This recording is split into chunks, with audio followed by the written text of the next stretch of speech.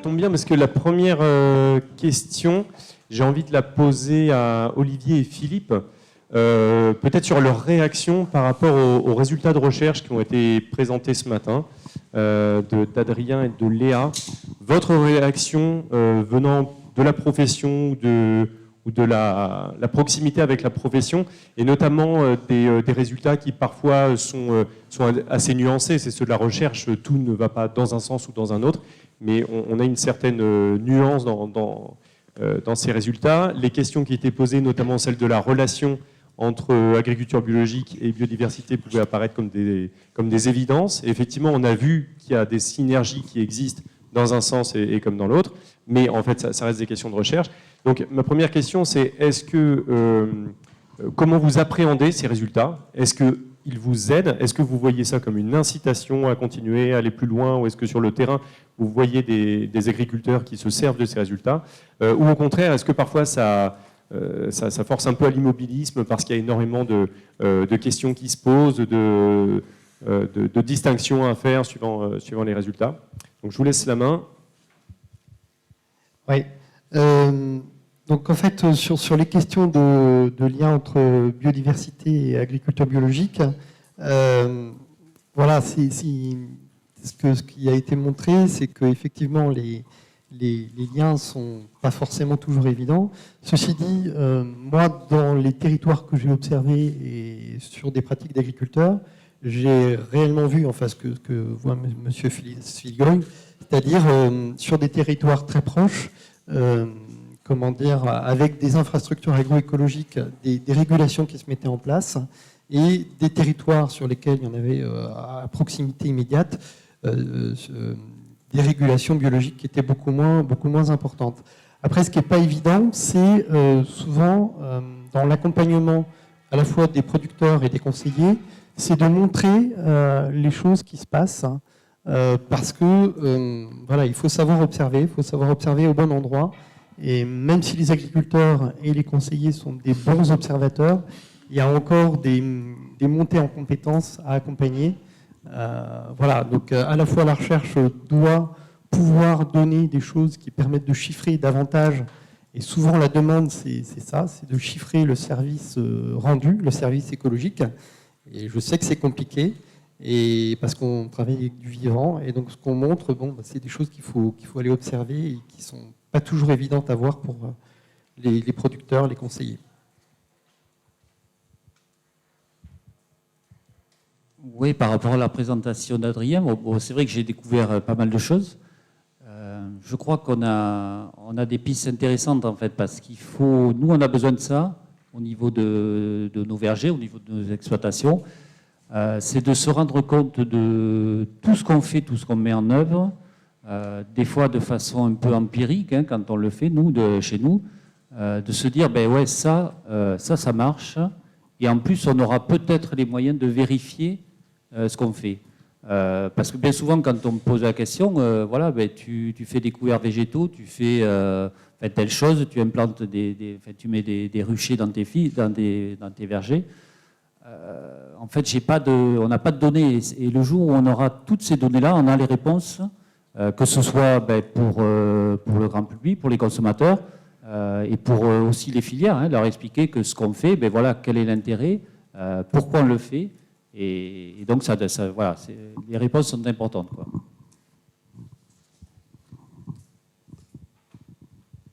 Merci. Alors maintenant, je me tourne vers les deux chercheurs, chercheuses.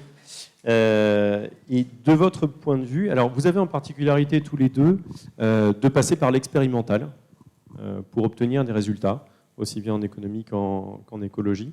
Donc il y a une question qu'on peut se poser déjà, c'est ce recours à l'expérimentation. Qu'est-ce que ça permet d'apporter en particulier? Alors on peut avoir l'expérimentation labo de façon contrôlée, comme ce que tu as présenté, Léa, l'expérimentation en conditions réelles. Donc notamment, qu'est-ce qu'on va chercher comme résultats qui peuvent être complémentaires d'autres approches en recherche, et comment dans ces cas-là on concilie les résultats qu'on tire qui sont dépendants d'un contexte, d'un terrain, d'un labo, et une certaine généricité des résultats, des choses qui peuvent s'appliquer et qui sont appréhendables ensuite par des professionnels, les agriculteurs, etc. Et puis peut-être, Philippe a parlé notamment de recherche participative. Et effectivement, c'est dans l'air du temps. On voit qu'il y a toutes ces approches qui fonctionnent en co-création, le chercheur qui vient chez des partenaires, et puis les partenaires qui eux-mêmes participent voire à l'élaboration des questions de recherche. Donc du point de vue de la recherche aussi, quels seraient vos besoins que vous adresseriez? Est-ce qu'aujourd'hui, la recherche telle que vous la menez a besoin de nouvelles formes de partenariat, par exemple, pour conduire ce type de recherche particulière? Merci pour cette question. Il y a 3 questions en fait. La première question sur le rapport entre expérimentation et généricité, quoi, un peu l'articulation. C'est une question classique, quoi, finalement, en écologie, mais nous, on a le parti pris, en effet, de faire de la production de connaissances contextualisées dans des contextes de production de données pour répondre à la question que Philippe soulevait. Finalement, c'est au-delà des grands principes théoriques, dans un contexte donné, paysager, climatique, etc. Quels sont les leviers agroécologiques, par exemple, à mobiliser dans le cadre de la bio en particulier. Donc, la réponse, c'est que ça permet de faire une recherche contextualisée en contexte de production réelle. Ça permet d'apporter des réponses très concrètes aux agriculteurs notamment. Et pour la question de la généricité, il faut multiplier les cas d'études comme ça. Et ma présentation, elle était basée quasiment essentiellement sur des méta-analyses. Et c'est comme ça qu'on crée de la généricité. Alors, ça a un avantage, ça a un inconvénient. En faisant des méta-analyses, on a des grandes tendances générales sur des effets, par exemple la bio, l'agroforesterie. On va trouver tout un tas de références comme ça qui nous permet de nous guider, nous, en tant que chercheurs, mais aussi qui permet de guider les agriculteurs dans leur choix. Et en articulation avec les dispositifs beaucoup plus locaux, là, on peut aller plus loin derrière. OK, l'agroforesterie, c'est un avantage. Quel arbre, quelle essence, comment, quelle distribution spatiale, etc., quoi. Et donc, c'est comme ça qu'on appréhende la question. Et ta dernière question, c'est sur les Living Labs, en fait, ou une approche un peu partenariale, quoi. C'est un peu lié, quoi. C'est-à-dire que si je parle de notre expérience personnelle, on a commencé à travailler dans l'équipe sur la question de la biodiversité en viticulture notamment, avec des questions très classiques de chercheurs, quoi. C'est-à-dire, on a la théorie en écologie, on essaye de voir ce qui se passe sur le terrain, est-ce qu'on valide la théorie ou pas, quoi, pour faire court. Et on présentait ces résultats notamment aux viticulteurs et on s'apercevait que ça les intéressait pas forcément, quoi, ce qu'on faisait. Et du coup, on s'est dit, en fait, il faut prendre le problème différemment. Quelles sont les questions qu'eux, ils se posent, notamment par exemple sur la vie biologique des sols, etc. Et est-ce qu'on ne peut pas construire un programme de recherche en partant de ces questions, quoi. Et le bon dosage, il est entre les deux, quoi. En tant que chercheur, évidemment, on a aussi envie de traiter des questions un peu plus théoriques, quoi. Mais on construit de plus en plus de projets de recherche dans des situations réelles de production et puis sur la base des questions que se posent les acteurs et les agriculteurs en particulier. Donc ça nous nourrit. Oui, donc merci pour ces 3 questions en une. Donc moi, je vais le prendre dans le sens inverse. Puisqu'on était sur les partenariats, je vais continuer sur les partenariats. Pour le coup, notre équipe de recherche, ça fait depuis un moment qu'elle travaille en tout cas avec les acteurs économiques, les professionnels du secteur pour co-construire ou en tout cas pour réfléchir ensemble sur les questions d'intérêt pour eux, histoire qu'on travaille sur des questions qui ont un réel intérêt économique à l'instant T, sans oublier bien sûr l'importance du côté fondamental de nos études. Mais en tout cas, nous, ce qui nous manque et ce qui commence à se mettre en place de plus en plus, c'est d'intégrer dans ces mises en réflexion des agents économiques qui ne sont pas des professionnels, qui sont notamment des citoyens. Et donc ça, du coup, il y a une chaire, j'en fais la publicité, chaire ASVV, donc sur les... Non, j'ai plus le terme attentes sociétales, vin et vignoble, qui a pour objectif donc finalement d'intégrer les attentes sociétales dans ces réflexions pour monter les projets de recherche, qui intègrent aussi donc les attentes des citoyens en plus de celles des consommateurs. Et la première question était finalement pourquoi l'expérimentation. En fait, en économie, l'expérimentation, elle nous sert donc certes à avoir un environnement contrôlé et donc finalement de pouvoir obtenir des résultats sur des points assez précis, mais elle nous sert aussi à observer des comportements sur des marchés fictifs, des marchés qui n'existent pas. Donc là, moi, j'ai présenté un biodiscours, c'est un élément qui n'existe pas, et donc finalement, ça va nous permettre potentiellement d'anticiper des choses, des réactions, et donc de proposer finalement des adaptations au monde professionnel au regard des résultats qu'on va trouver. Donc sans volonté forcément de généraliser ça à un comportement existant, puisque là, on est en train d'observer quelque chose qui n'existe pas actuellement sur le marché tel quel.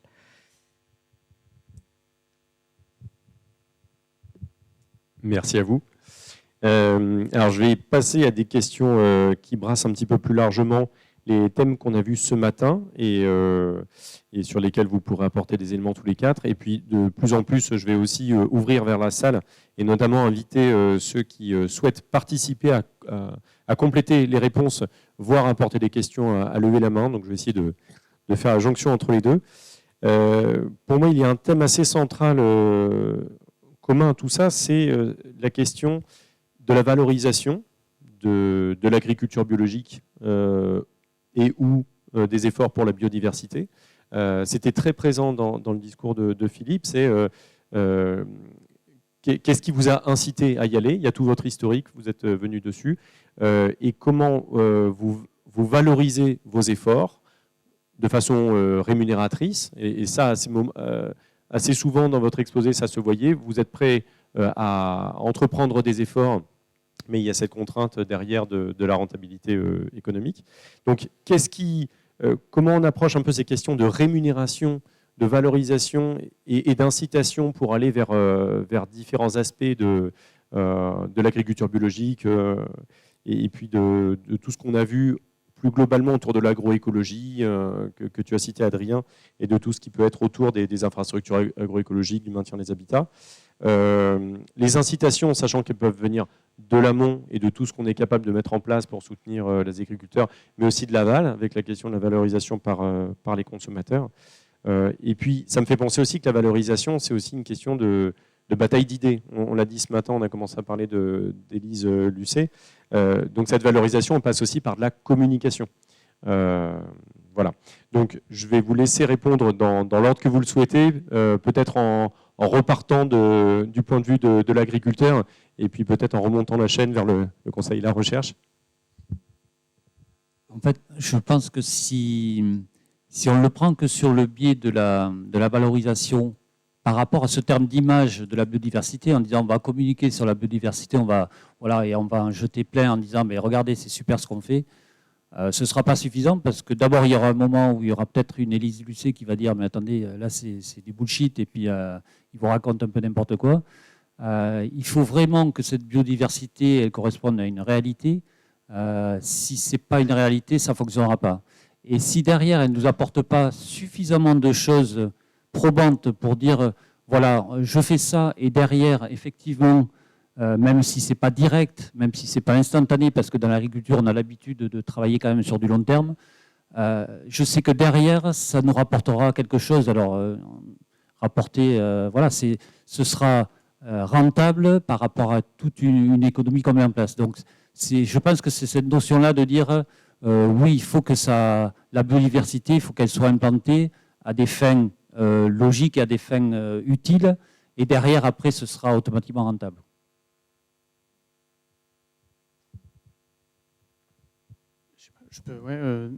Dans ta question, il y a plusieurs choses encore. Je pense qu'il y a la valeur, enfin peut-être que Léa va en parler, mais il y a la valeur économique de la biodiversité, des services rendus par la biodiversité pour l'agriculteur ou pour la société. Ça, j'ai l'impression alors on a plein d'évaluations dans la littérature, ça n'a pas trop d'intérêt, je trouve. C'est-à-dire que bon, on met des chiffres sur, ok, c'est très dépendant du contexte économique, mais en fait, globalement, ce qui est important, je pense, c'est qu'on sait qu'on arrive à produire d'un point de vue agroécologique, en bio ou pas en bio, dans des systèmes qui sont à peu près rentables pour les agriculteurs, voire des fois plus profitables que dans des systèmes classiques conventionnels. Donc, ta question, il y a ça, quoi, il y a la valorisation et la rentabilité.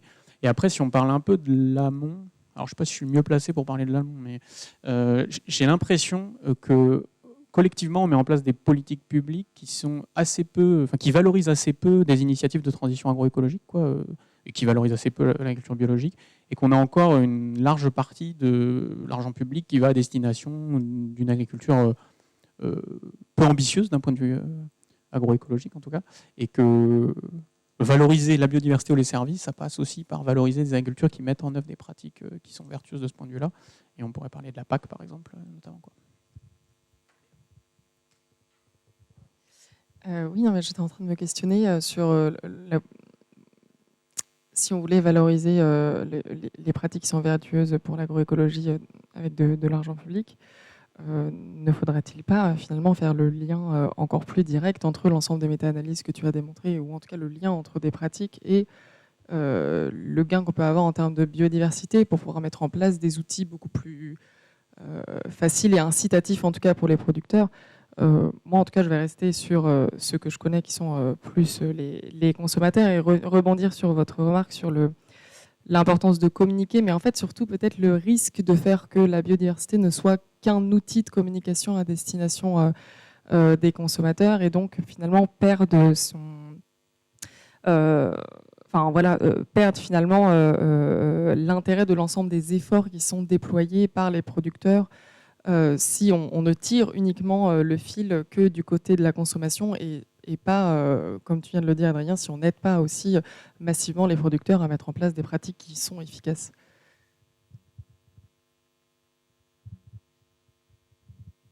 Ouais, sur l'aspect de la valorisation directement de pratiques favorables à la biodiversité, donc j'imagine que derrière, on va tout de suite penser label, certification, rajouter des effets BioPlus, etc. Je pense qu'à terme, très vite, ça risque d'être parfois une condition d'accès à certains marchés, et c'est souvent ce qui se passe.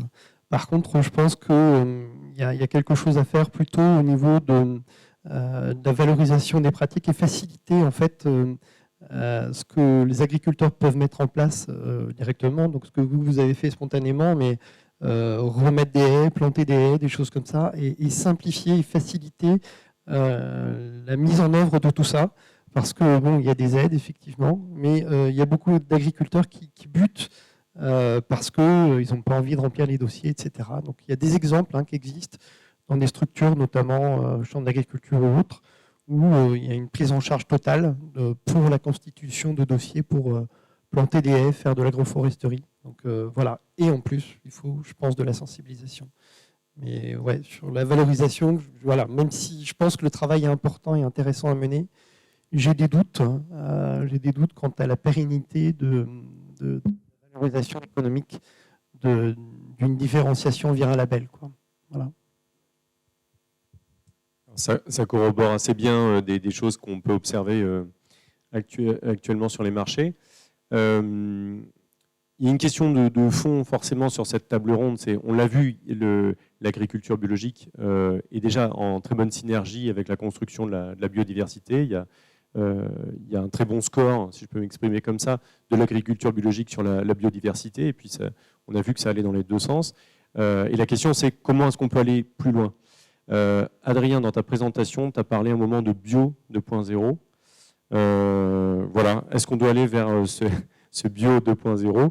Est-ce qu'en fait la stratégie, ça va être de segmenter ? Est-ce qu'au contraire, il faut pouvoir accompagner tout le monde avec des cahiers des charges revus ? On l'a vu, il y a eu des attaques dans la presse sur les points d'ombre éventuels. Donc, qu'est-ce qu'il faut faire pour aller encore plus loin sur ces synergies entre agriculture biologique et biodiversité ?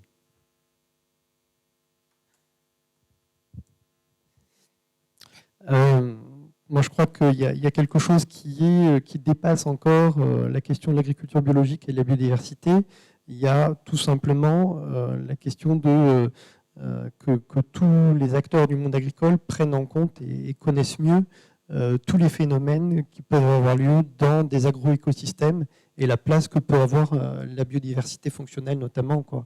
Et donc, voilà, moi, quand j'étais en formation il y a 30 ans, la question de la biodiversité, c'était très limité. On abordait les insectes via l'entomologie traditionnelle. Je pense qu'aujourd'hui, les cours et les enseignements ont beaucoup évolué, mais il y a encore un énorme travail à faire, à la fois au niveau des apprenants et au niveau des conseillers de tous les organismes de développement agricole. Donc voilà, et alors, ce boulot massif à faire, il va prendre du temps.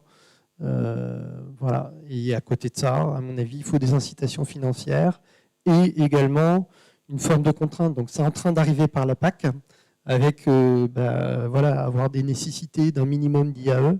Mais quand on aura la convergence un petit peu des trois, c'est-à-dire que la connaissance aujourd'hui est disponible, accessible, il faut la diffuser, il faut des incitations financières et il faut quelque part du réglementaire pour inciter les gens à y aller, les plus récalcitrants, quoi. Voilà.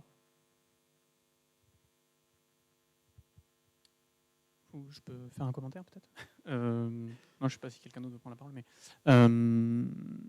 Moi, je vais redire ce que j'ai dit en conclusion peut-être, mais je ne sais pas si c'est nécessairement lié à la bio, mais je pense qu'on connaît très bien les leviers, notamment extra-parcellaires, qu'on peut mettre en œuvre dans des paysages agricoles pour favoriser la biodiversité.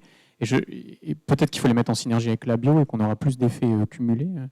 On peut parler donc du coup de la diversification des rotations, d'aménagement d'habitats semi-naturels, etc. Je sais pas, c'est pas trop à moi de répondre à la question est-ce que ça doit devenir un élément du cahier des charges de la bio, mais je pense que c'est important de, je sais pas s'il faut réfléchir segmentation ou s'il faut réfléchir transfert vers au contraire l'agriculture en général, quoi. Et comment ça, c'est un peu ça que j'essayais de dire, comment l'expérience qu'on a sur la bio, ça peut nourrir d'autres formes d'agriculture qui sont pas forcément certifiées en bio, mais qui bénéficient du savoir qu'on est capable d'avoir quoi sur ces systèmes, quoi. Je pense que c'est comme ça qu'il faut réfléchir, mais c'est pas trop une logique de marché du coup. Ouais, moi c'est vrai que la bio 2.0 là, c'est tentant, quoi. On se dit ben oui, c'est vers là qu'on veut aller. C'est pour ça que je vous parlais tout à l'heure de ce projet Michelin, mais qui pourrait être aussi n'importe quel autre projet. C'est de dire il faut absolument donc on associe la biodiversité dans les vergers et puis des vergers naturels, mais on aura besoin donc de les protéger. C'est des systèmes en fait de protection, que ce soit pour le gel, la grêle, etc. Mais aussi, et derrière, c'est ce qu'on met en place, on va protéger de certains insectes, on va protéger de certaines maladies. Donc pour vous donner un petit exemple sur de la pomme, quand on traite la tablure, dès qu'il y a un peu d'humidité, un peu de pluie, on a des risques de tablure. Si on est capable, quand il pleut, de juste protéger, mais momentanément, le verger de façon mécanique, de cette pluie, on règle le problème de la tablure. Et quand on connaît l'impact des IFT sur la tablure, que ce soit en conventionnel et même en bio, déjà on se dit c'est énorme. Et pour moi c'est ça en fait, le bio 2.0 ou le bio du futur. Et il n'est pas question d'opposer conventionnel ou bio, parce que de toute façon on voit très bien que c'est une tendance qu'on tend tous vers ça. Donc, si le bio est un peu en avant, tant mieux, parce que on montrera un peu le chemin. Mais l'idée, c'est vraiment de se dire, il faut qu'on tende vers ça. Ouais.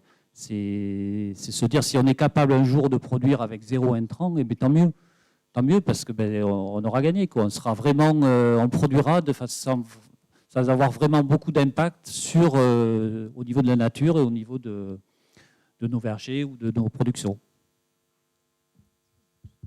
Allô ? Je vais juste rebondir du coup sur la remarque d'Adrien, qui n'est pas une remarque, une logique de marché, que de diffuser l'ensemble des bonnes pratiques en bio à l'agriculture en général, qu'elles soient labellisées ou non. Le fait est que ça n'empêche pas aux agriculteurs qui sont labellisés en bio ou autres de continuer à avancer vers une amélioration des pratiques et une évolution potentielle du cahier des charges ou de rajouter des plus. Encore une fois, c'est pas à moi d'acter sur ce genre de démarche-là, mais en fait, quand on a un pas avant les autres, quand on est une marche au-dessus, ça n'empêche pas de continuer à monter. Et au contraire, je pense que parce qu'on a des bonnes pratiques et qu'on peut les diffuser à l'ensemble des autres acteurs, voilà, continuer à être dans une logique d'amélioration continue et d'amélioration des performances en appui de la recherche et des expérimentations qui sont menées donc dans des exploitations, il me semble essentiel de toujours aussi essayer de réinventer le système, même s'il marche à l'heure actuelle, pour continuer à se différencier sur les marchés. Oui, ça marche. On a parlé avec ton intervention, Léa, des incitations des consommateurs quand ils se tournent vers le bio, du moins de ce qu'ils avaient en tête, citer l'effet de halo, notamment sur la santé.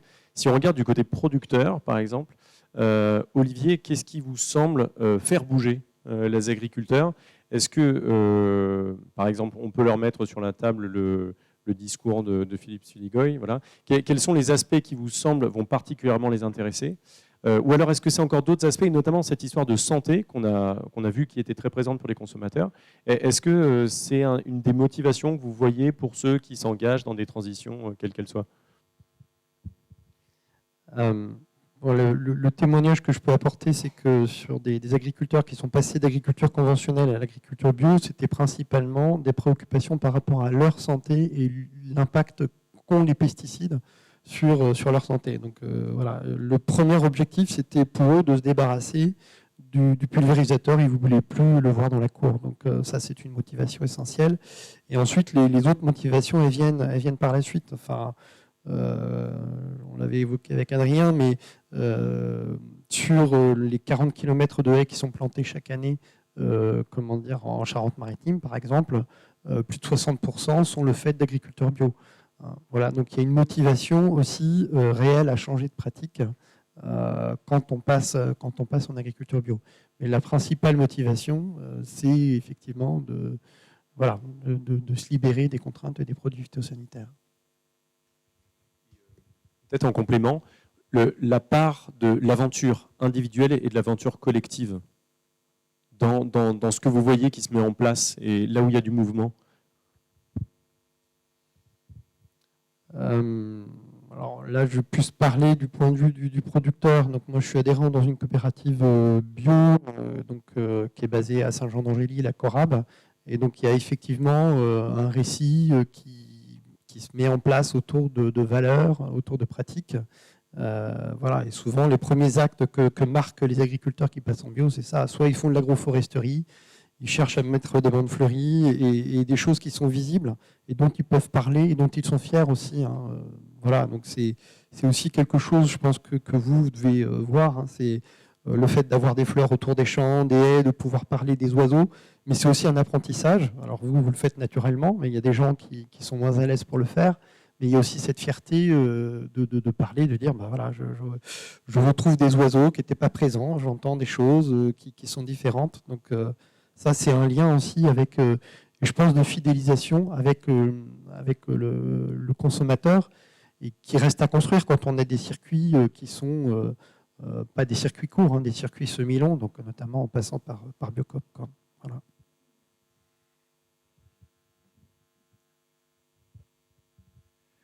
Ouais, je confirme un peu que c'est vrai que quand on passe en bio, c'est souvent pour des raisons personnelles, vous l'avez vu tout à l'heure.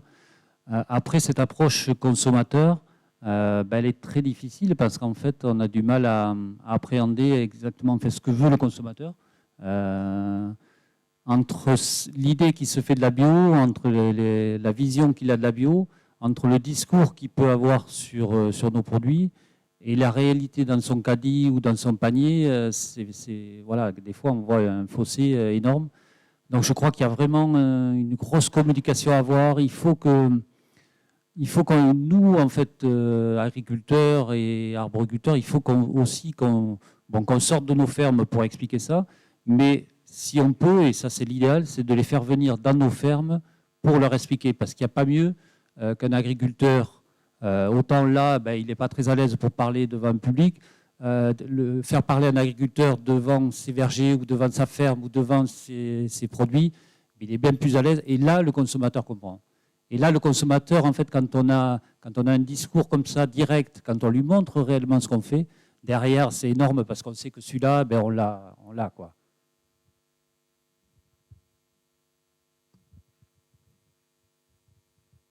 Je voulais rajouter quelque chose, et notamment peut-être une piste de recherche, parce que je sais que c'est travaillé aujourd'hui, ça commence à être travaillé, mais en tout cas sur des produits issus de la grande culture, je pense à des lentilles, je pense à des pois chiches, des choses comme ça.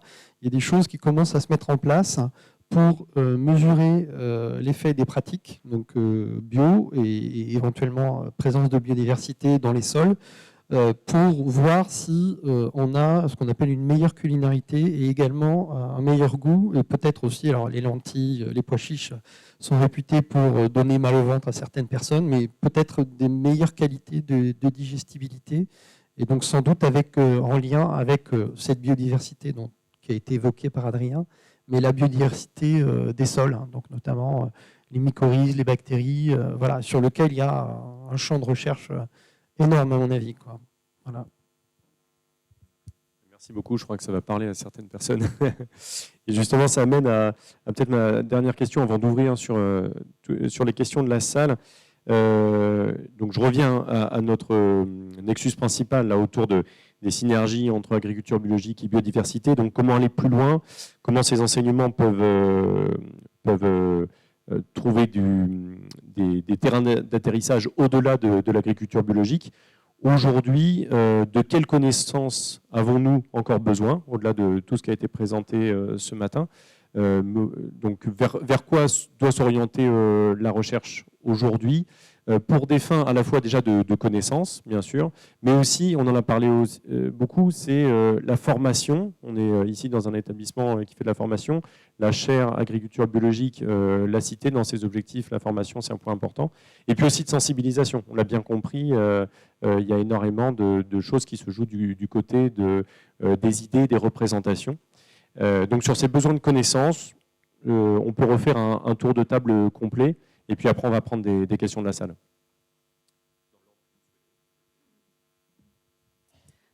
Alors, donc, je vais commencer. En effet,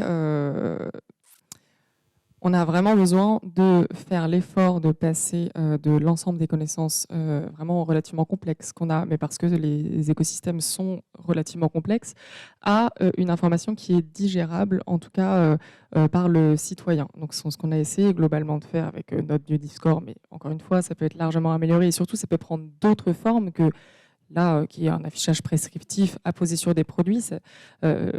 En ayant un autre objectif, ça peut prendre d'autres formes, mais il y a en tout cas un gros travail à faire sur une simplification, une vulgarisation, pardon, de l'ensemble de ces données à destination donc, des citoyens, tout du moins.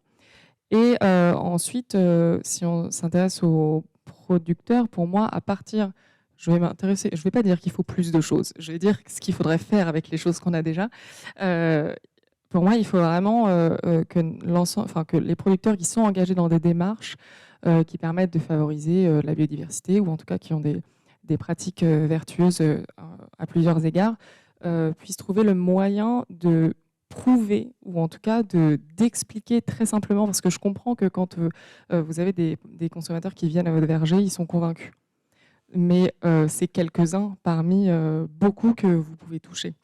Donc, pour moi, il y a vraiment ce besoin d'essayer de trouver le moyen de prouver de façon simple et efficace l'ensemble des démarches qui vont plus loin ou qui sont un petit peu en parallèle ou en décalé de démarches labellisables ou labellisées et qui, pour autant, ont énormément de sens, notamment sur des initiatives d'expérimentation, etc., etc. Donc voilà, moi je pense qu'il faut faire déjà plus avec ce qu'on a. Oui, concernant la formation, je pense que c'est indispensable, quoi. Quand on regarde un peu au niveau de nos fermes, on ne trouve pratiquement plus de techniciens spécialisés, en tout cas en bio, et on a besoin de ça au niveau pour appliquer, pour nous orienter vers ce qu'il faut faire. On a besoin de recherche, et c'est pareil, il faut qu'il y ait vraiment une volonté commune de se dire on va former des jeunes, on va former des personnes pour justement travailler là-dessus, parce que c'est ces études-là, c'est ces recherches-là qui vont nous faire progresser, quoi. On peut progresser empiriquement, comme on l'a vu, mais c'est très long et ce n'est pas forcément les bons chemins. Donc on a besoin de ça, on a vraiment besoin de formations spécifiques, alors spécifiques à la bio ou spécifiques à la biodiversité. Vraiment des gens qui travaillent là-dessus, quoi. Moi, je vais faire peut-être une réponse en 2 temps à ta question, Yann. En fait, on a toujours besoin de recherche, on est dans des logiques disciplinaires, on n'a jamais suffisamment de connaissances, etc. Donc, en fait, on pourrait faire une liste à l'après-vert là-dessus. J'en ai évoqué certaines dans ma présentation, mais sur la question, en tout cas avec une approche d'écologue, sur la question de l'agriculture biologique et de la biodiversité, il y a plein de questions à travailler, quoi. Mais paradoxalement, je rejoins un peu ce que vient de dire Léa, c'est-à-dire qu'on n'a pas fait le tour de la question, mais on a largement assez de connaissances pour mettre en mouvement les choses, quoi. Et du coup, on n'est plus vraiment dans la recherche, quoi. En tout cas, on aborde des domaines différents de la recherche que de l'écologie. Je sais pas, je pense à 2 choses là comme ça un peu qui me viennent à l'esprit, mais la première, ça rejoint ce qu'on disait tout à l'heure, c'est le besoin de recherche contextualisée dans des contextes précis, avec des leviers précis au-delà de il faut diversifier les paysages. Ok, comment on fait dans un contexte précis, voilà. Et donc là, on est je pense à de l'interface entre de la recherche et puis de l'action, quoi. Et puis, il y a probablement un besoin de recherche beaucoup plus important. Alors, je me tiens un peu une balle dans le pied en disant ça, parce que ce n'est pas mon domaine de recherche, mais plutôt en sciences économiques et sociales, quoi. Alors, c'est un gros paquet. J'ai des bons intervenants autour de moi pour parler de la question, mais je pense à un exemple en particulier. On en parlait tout à l'heure avec François à la pause. Il il y a une question majeure qui est la question de la démographie des agriculteurs en France, quoi, et comment on construit de l'agriculture biologique ou de l'agroécologie dans un contexte où on a de moins en moins d'agriculteurs, de moins en moins de fermes et des fermes beaucoup plus grandes. C'est une question probablement fondamentale, quoi, qu'on n'aborde pas dans nos différentes disciplines. Il y a probablement des gens qui travaillent là-dessus, quoi. Mais du coup, il y a des espèces d'antagonisme fort entre une recherche qu'on pourrait faire très avancée en agroécologie, qui produit des connaissances très fines sur comment combiner les leviers à travers les échelles spatiales. Hein. Bon, ça c'est super, et c'est ce qu'on fait, c'est très bien, quoi. Mais par ailleurs, il y a des dynamiques à l'œuvre qui sont très importantes, et comment on concilie ces deux-là, je pense là-dessus en fait qu'il faut faire de la recherche assez appliquée, quoi. Alors, j'en ai pas parlé, mais en effet. Oui, donc moi je rejoins ce que disait Léa, c'est effectivement il y a déjà un socle de connaissances qui existe et qui est diffusable. Alors je vais faire un peu de pub parce que depuis le 19 juin, la Chambre d'agriculture de Nouvelle-Aquitaine a mis en ligne un portail pour un public de conseillers et d'agriculteurs sur auxiliaires et pollinisateurs, avec une volonté de s'adresser à des personnes qui sont plutôt néophytes en la matière. Et donc voilà, c'est des choses de vulgarisation et qui renvoient également vers des données un petit peu plus scientifiques, un petit peu plus assises. Donc voilà, je vous invite à aller voir ce site. Le site général s'appelle Agriconnaissance. Et donc voilà, il y a un petit onglet auxiliaire et pollinisateur. Après, voilà, moi je pense qu'effectivement il y a des choses à faire.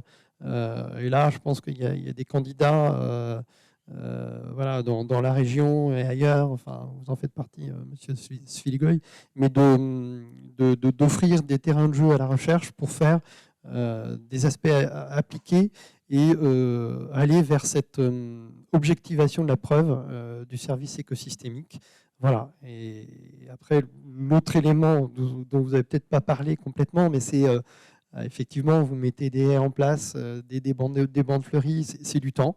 Voilà. Et alors, je ne sais pas dans quelle mesure ça vous fait du temps en plus, mais il y a cette question-là qui interroge aussi, je pense, la société et le citoyen d'une manière générale. Mais je pense qu'il y a une invitation à remettre un peu tout le monde dans les champs, quoi. Voilà, avec une certaine mesure, mais cette question, à mon avis, se pose, quoi, de dire, bah voilà, on amène des aménités avec un paysage qu'on modifie pour répondre à des attentes sociétales, mais comment tous on y contribue, quoi, parce que c'est du temps ou de l'énergie.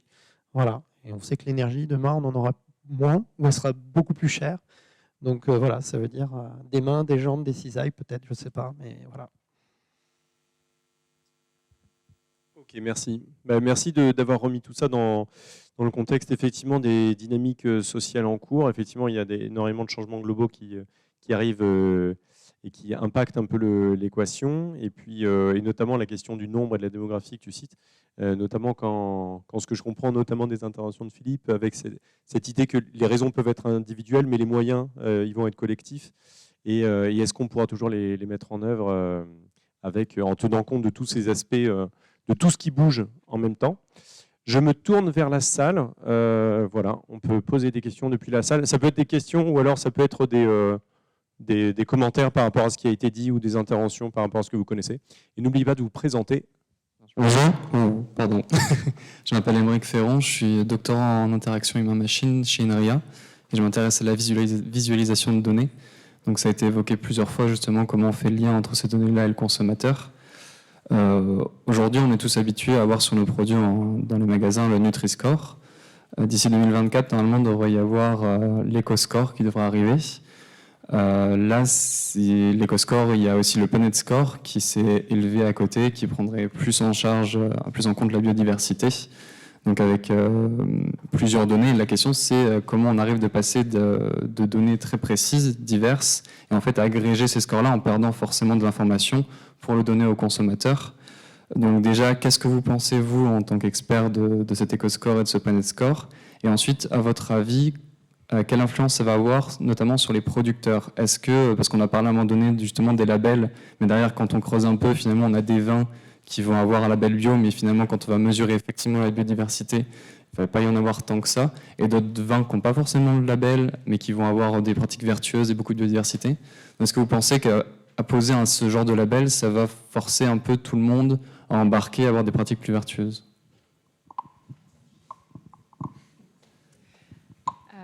Alors, qu'est-ce que je pense en particulier de l'EcoScore et du Planet Score? Je ne vais pas en dire personnellement grand-chose. Alors, je les ai étudiés parce que forcément, dans le cadre de notre projet de recherche, il fallait faire un petit peu le tour de ce qui existait. Ils n'étaient pas spécialement adaptés à nous, notre question, parce que vous voulez faire un focus particulier sur la biodiversité. Après, ils ont des avantages, des inconvénients. On ne va pas forcément rentrer là-dedans, mais en tout cas, ils ont l'avantage tous deux d'être assez simples, encore une fois, d'être sur ce modèle prescriptif et donc très appréhendable par le consommateur. Maintenant, dans les faits, je ne pense pas forcément que, vu la façon dont ils sont construits, on ait des contradictions très fortes entre l'éco-score et le fait d'être labellisé bio ou non bio. Ça risque quand même d'être assez rare parce qu'ils prennent en compte énormément d'autres caractéristiques que celles sur lesquelles on pourrait avoir potentiellement une petite friction entre conventionnels, encore une fois avec des guillemets, hein, puisqu'il y a beaucoup de façons d'être en conventionnel ou en tout cas de ne pas être labellisé et être un produit labellisé. Par contre, le fait est que avoir un affichage qui pourrait peut-être devenir obligatoire, on ne sait pas, en tout cas en ce qui concerne l'EcoScore et le Planet Score sur les produits, a priori, devrait quand même pousser à, en tout cas, à la mise en place d'innovations, stimuler l'innovation au sein des différentes entreprises, exploitations, itinéraires techniques, pour essayer le plus possible d'être le moins négativement discriminé comparativement aux autres produits. C'est ce qui risque potentiellement de se passer, notamment avec le Nutri-Score sur certains produits comparatifs. En tout cas, c'est ce qu'on observe déjà. Il y a des industriels qui revoient leurs recettes pour être mieux placés d'un point de vue Nutri-Score, alors que pour l'instant, il n'est pas encore obligatoire, mais il va bientôt l'être. Donc, cette contrainte, elle va vraiment pousser à l'innovation a priori. Mais c'est totalement dépendant de la façon dont sont calculés ces éco-scores et Nutri-Score qui, pour le coup, peut être un petit peu flou parce qu'intègrent quand même de nombreuses caractéristiques assez larges pour arriver, voilà, pour essayer de prendre en compte le plus de choses possible et essayer d'agréger ça. Ce qui est de toute façon la problématique quand on passe d'un système très complexe à une information ultra simple de A jusqu'à E avec des couleurs, quoi.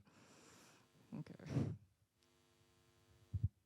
Oui, pour vous donner une idée, en fait, je vais parler du pruneau. En fait, le pruneau au niveau du Nutri-Score, il vient d'être classé C. Et alors qu'on a des produits hyper transformés qui se retrouvent classés A, et on se dit un produit, un pruneau bio naturel qui se retrouve classé C, pour le consommateur, c'est quand même perturbant. Donc nous, on s'y est intéressé au niveau du Planet Score. C'est vrai qu'on regarde un peu ce que c'est, parce que ça paraît intéressant.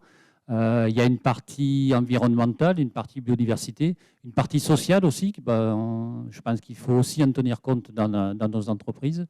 Donc je crois qu'il oui, ce sera quand même important d'avoir des données un peu plus justes qu'un simple produit, il y a du sucre ou il n'y a pas de sucre, ou, parce qu'autrement, il y a des produits naturels qui vont se retrouver mal classés et qui, ce ne sera pas tout à fait normal, quoi.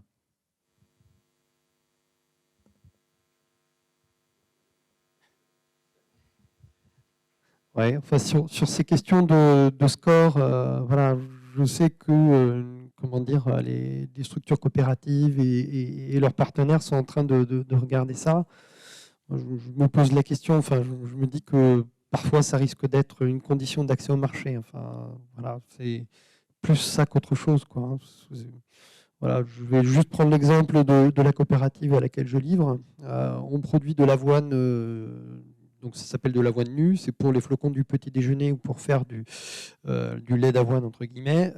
Il y a la possibilité d'accéder à un marché qui est en Italie, et pour accéder à ce marché-là, il y a besoin d'avoir une certification supplémentaire bio-suisse. Donc, et pour autant, le prix payé est le même que pour l'avoine produite selon le cahier des charges bio classique, quoi. Donc, bon, voilà. Et c'est aussi du temps, à la fois pour le certificateur et puis pour l'agriculteur, qui n'est pas rémunéré, en fait. Donc c'est intéressant d'avoir l'information, mais pour l'instant, la rémunération n'est pas là, quoi.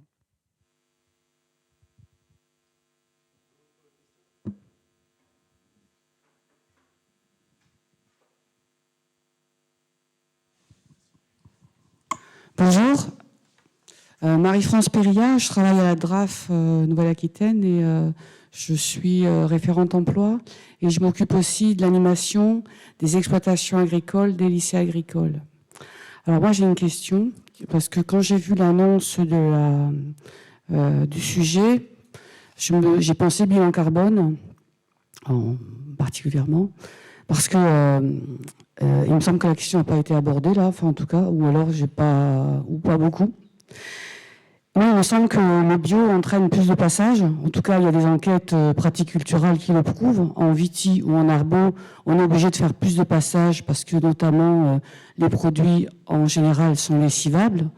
Donc on fait plus de passages de tracteurs. Et j'ai pas l'impression qu'on ait parlé du bilan carbone. Et je voulais savoir si vous aviez pensé qu'il y avait un impact sur la biodiversité. Voilà, c'est ma question. Merci. Merci. Donc effectivement, peut-être on peut même mettre ça dans une perspective plus large de ce qu'on pourrait appeler les points noirs de la bio. Donc là, effectivement, c'est un des points qui revient assez souvent, le nombre de passages, donc l'aspect carbone, mais peut-être même sur ce croisement biodiversité AB, d'autres points noirs, je pense, je ne sais pas, au cuivre ou des choses comme ça. Je ne sais pas qui veut répondre sur cette question. Oui, sur le nombre de passages, bon, moi j'étais en conventionnel avant et je suis passé en bio. J'ai quand même nettement moins de passages en bio qu'en conventionnel. Donc je pense que j'ai quand même modifié des pratiques. Alors c'est peut-être pas vrai dans toutes les exploitations, mais en tout cas chez nous c'est le cas. Donc, et je pense qu'effectivement il faut tendre vers moins de passages parce que cette notion de bilan carbone sera hyper important. Moi, j'ai voulu estimer en fait mon bilan carbone, donc dire ben voilà, est-ce que mon bilan carbone est bon? Donc j'ai fait venir des entreprises. Le souci, c'est qu'ils m'ont dit ben on ne peut pas vous rémunérer votre bilan carbone parce qu'en fait vous êtes déjà trop avancé en biodiversité, en pratique culturelle, etc. Et pour vous, ce ne sera pas intéressant de faire ce bilan de carbone parce qu'il ne vous rapportera rien, quoi. Donc comme ça a des coûts importants, du coup on ne l'avait pas fait. Mais effectivement, je pense qu'il faut, c'est des notions importantes hein, parce que ça nous concerne tous, c'est le réchauffement climatique et le changement climatique, donc je pense que c'est important. Mais on y tend tous, c'est-à-dire que nous, en termes de quantité de cuivre dans nos vergers, c'est moins de 1 kg de cuivre à l'hectare. Et en fait, dès qu'on peut, on utilise tous les outils d'aide à la décision qui nous permettent justement de ne pas traiter quand on peut éviter de traiter. Et c'est tous ces outils-là qu'il faudra développer pour justement faire moins de passages. Mais ça, c'est voilà, il faut qu'on tend vers là. Hein, c'est l'objectif, ouais. Alors dans ma présentation, un peu les dernières diapos que j'ai présentées, là, qui est issue d'une expérimentation long terme en Suisse, là, qui compare différents systèmes. Les collègues suisses, ils ont évalué les performances des systèmes bio, non bio, et puis agriculture de conservation par rapport notamment au changement climatique et aux émissions de gaz à effet de serre de manière générale. Et ils montrent qu'il n'y a pas plus, il y a même plutôt moins d'émissions de gaz à effet de serre dans les bio en comparaison du reste. Donc ça ne répond pas directement à la question du carbone, mais en tout cas, voilà. Et leurs indicateurs étaient basés sur des analyses de cycle de vie quoi, par rapport aux pratiques. Donc ça ne tend pas vraiment à soutenir ce que vous disiez. Voilà. Et après, par rapport au point noir plus globalement là, de l'agriculture biologique sur le cuivre, en fait, bon, c'est une question compliquée, mais moi, ce que j'essaye de dire à chaque fois, c'est le label, c'est pas l'alpha et l'oméga, encore une fois, du respect de la biodiversité, c'est vraiment les pratiques qui sont mises en œuvre. Donc on peut être certifié en bio et avoir des pratiques absolument néfastes sur la biodiversité, mais aussi en termes d'émissions de gaz à effet de serre ou de carbone, quoi. Et ce que Léa a présenté, c'est un bon exemple. Et par ailleurs, on peut avoir des pratiques très vertueuses, quoi. Donc je pense que, alors évidemment, il y a une corrélation entre les deux, entre certification. On a un panel de pratiques qui est plus petit en bio par rapport au reste, mais il faut penser les deux comme ça, quoi. Je pense l'agriculture biologique, c'est pas un sésame pour tout, quoi, d'un point de vue environnemental, même si en moyenne, il y a plutôt des effets positifs, quoi. Oui, une petite question. Dans la littérature scientifique, on voit souvent le fait que l'agriculture biologique, elle apporte un bénéfice pour la biodiversité à l'échelle locale, c'est-à-dire dans les parcelles. Alors, c'est modulé par le contexte paysager, comme tu nous l'as bien expliqué, Adrien. Mais tu nous l'as montré aussi, en agriculture biologique, on produit moins qu'en agriculture conventionnelle. Et donc, si on veut produire la même quantité, face à une demande alimentaire qui serait gardée constante, il nous faut plus de surface. Et prendre plus de surface, ça peut requérir de convertir des écosystèmes naturels en écosystèmes agricoles, avec des pertes de biodiversité qui peuvent être importantes quand on regarde le problème non plus à l'échelle locale, mais à l'échelle globale. Donc c'est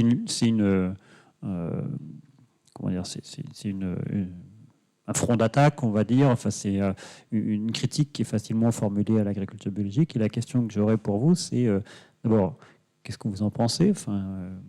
Est-ce que c'est une critique qui vous paraît justifiée, tenable?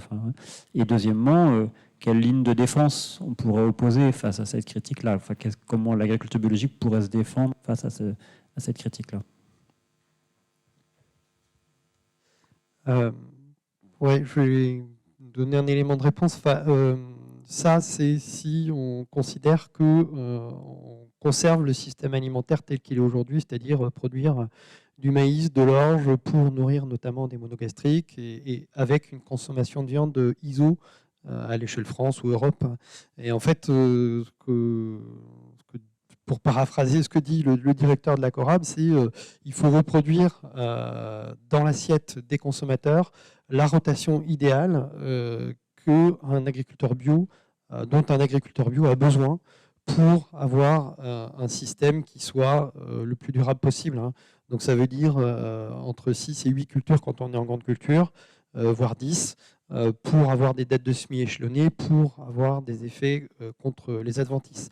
Et ça suppose d'avoir une part importante de lentilles, de pois chiches, de haricots secs dans la rotation, et ça fait à peu près un tiers de la surface. Et voilà, donc ça veut dire qu'il faut aussi que toute la société bouge, moins de viande et plus de légumineuses, et aussi qu'on change aussi les habitudes des gens, qui réapprennent à cuisiner. Donc voilà, c'est assez vaste, quoi. Je peux peut-être répondre sur 2 points. Déjà, la question de la sécurité alimentaire, quelque part, qui est un peu la question que tu poses en creux. C'est une question qui est évidemment hyper importante, mais on en parlait aussi tout à l'heure à la pause. Mais en fait, on sait qu'on produit d'ores et déjà, donc je suis d'accord avec ce qui vient d'être dit, évidemment, et puis on sait qu'on produit d'ores et déjà largement trop, en fait, ou largement assez, en tout cas, mais que le problème, il est dans le gaspillage et la redistribution. Donc, voilà, bon, je vois que tu dodelines de la tête, donc tu n'es pas d'accord avec ça. Mais je veux dire, en tout cas, la question elle est un peu plus complexe. Il faut rentrer je pense, dans les questions de régime alimentaire et puis de redistribution des ressources peut-être aussi. Et par rapport à la biodiversité en particulier et la place de l'agriculture biologique, si on réfléchit un peu à l'expansion, c'est un peu un des exemples que j'ai donné, même si c'est peu travaillé. Il y a aussi des vertus de l'expansion de l'agriculture biologique spatialement en termes de respect de la biodiversité, ça veut dire en termes de conservation, mais aussi en termes de services rendus. Donc il y a des effets synergiques qui sont assez bien montrés sur quelques taxons. Et ça veut dire qu'on a un intérêt, alors là, plus trop à l'échelle de l'agriculteur, mais à l'échelle de la société en général aussi, à mettre en œuvre ce genre de choses. Et on a des rétroactions positives probablement à avoir, ou en tout cas à récupérer de ce déploiement spatial de l'AB. Et donc du coup, il faudrait aussi l'intégrer dans l'équation, parce que on fait pas que de l'agriculture on fait l'agriculture pour nourrir le monde, mais on fait pas que de l'agriculture pour nourrir le monde. Et voilà. Oui, peut-être que la réponse qu'on pourrait avoir, c'est de se dire, est-ce que le seuil, alors je vais parler arbo en fait, est-ce que le seuil normal en conventionnel serait 80 tonnes? Est-ce que ça c'est un seuil normal? C'est se dire effectivement, oui, en bio on va peut-être être à 40 tonnes, mais est-ce que le seuil des 80 tonnes est durable? Donc est-ce que c'est ça parce qu'effectivement, si on le prend juste sur ce biais-là, oui, c'est sûr qu'il nous faudra plus de surface, mais on mettra certainement plus de haies, plus de biodiversité, donc mais c'est le problème de seuil, de se dire est-ce que c'est ce montant-là? Parce qu'effectivement, autrement, on part sur ces bases-là et on dit oui, là, on prendra moins de surface en conventionnel qu'en bio.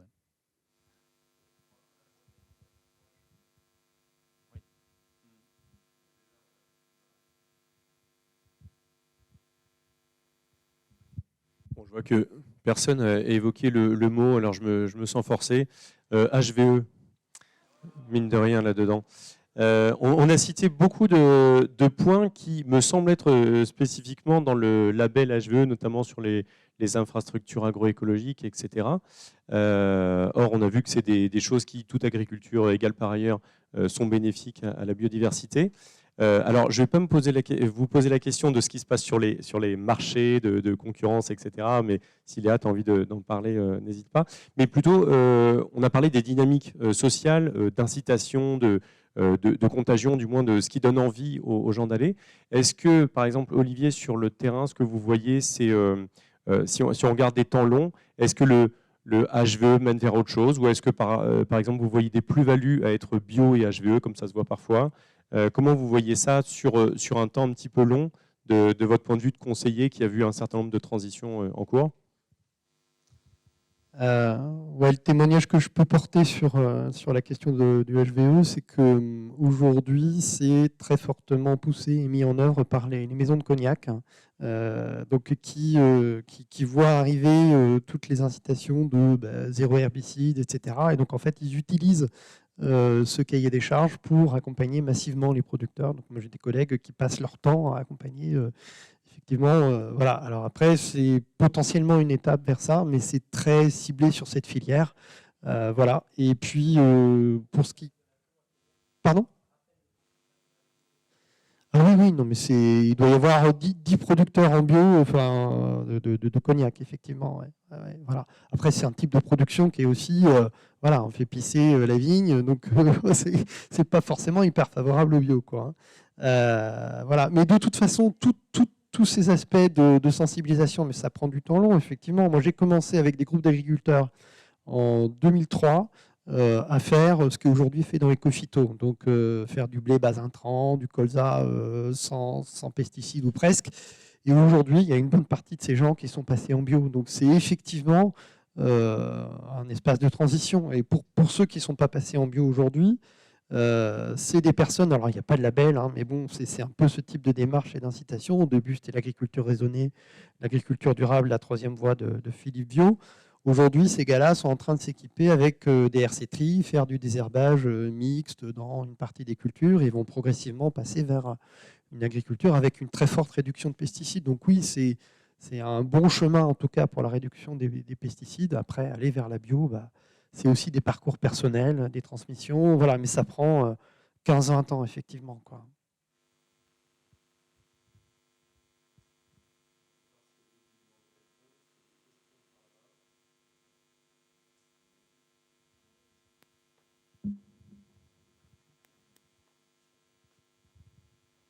Oui, je voulais juste apporter un élément de réponse sur la haute valeur environnementale. Elle est essentiellement viticole, puisque c'est un signe, un label qui n'existe quasiment pas sur les autres filières agricoles. Hein. La HVE, c'est essentiellement le vin. Et dans le vin, c'est essentiellement le vin de Bordeaux.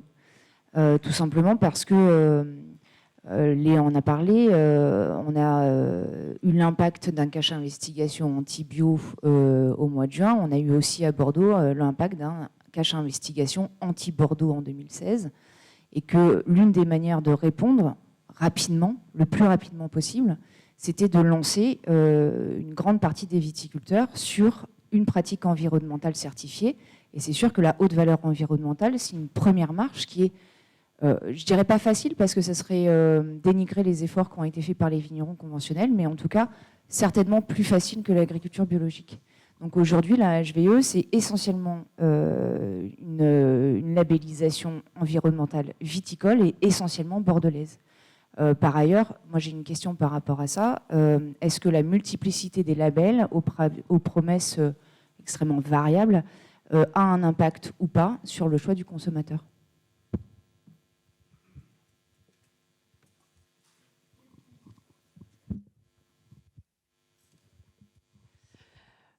C'est une très bonne question. Voilà, à laquelle je ne sais pas si j'ai totalement la réponse. En tout cas, je peux vous citer une étude qui a été menée avec le CIVB sur une série d'une vingtaine de vins qui ont été dégustés par plus de 300 consommateurs, entre 300 et 400 consommateurs. Donc, et sur lesquels on leur présentait, donc il y a eu toute une première dégustation, analyse des dégustations, et ensuite on leur présentait les différentes allégations environnementales et sanitaires que ces produits avaient. Donc on avait du bio, du sans résidus de pesticides et du HVE. Et donc ce qu'on a remarqué dans cette étude, mais à voir encore une fois si cette fois c'est généralisable, c'est que sur le panel total, c'est en fait le fait d'avoir plusieurs labels qui permettait une valorisation plus importante. Mais ceci étant modéré par, donc ça c'est ce qu'on observe à l'échelle du panel entier, mais c'est modéré par le fait que l'appréciation sensorielle du vin était l'argument qui pour le coup était celui qui était le plus générateur de consentement à payer par rapport à qu'on ait 1, 2, 3 signes, allégations environnementales ou sociales ou sanitaires pardon, qu'on rajoute à ça. Donc voilà ce que je peux vous dire là-dessus sur cette étude-là. Après, en effet, c'est une question qui se pose sur la chaire, en fait, sur cette peut-être confrontation entre HVE, bio et autres allégations sanitaires aussi, comme sans résidus de pesticides, qui peuvent être très rassurants pour les consommateurs. Et notamment, là, la question que je me pose en disant tout ça, c'est qu'est-ce qui se passe en fait dans la tête d'un consommateur quand il voit un vin bio et qu'il voit un vin sans résidus de pesticides à côté? Est-ce que ça veut dire du coup que le vin bio, il a des résidus de pesticides? Et dans ce cas, qu'est-ce que ça veut dire vraiment pour lui d'un point de vue risque sanitaire, alors qu'il est convaincu que le bio est sans risque sanitaire pour lui? Voilà.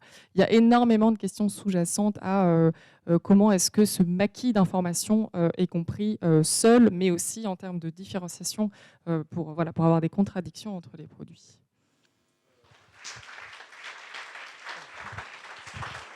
À nos 4 intervenants de la table ronde. Merci Adrien, Léa, Olivier, Philippe.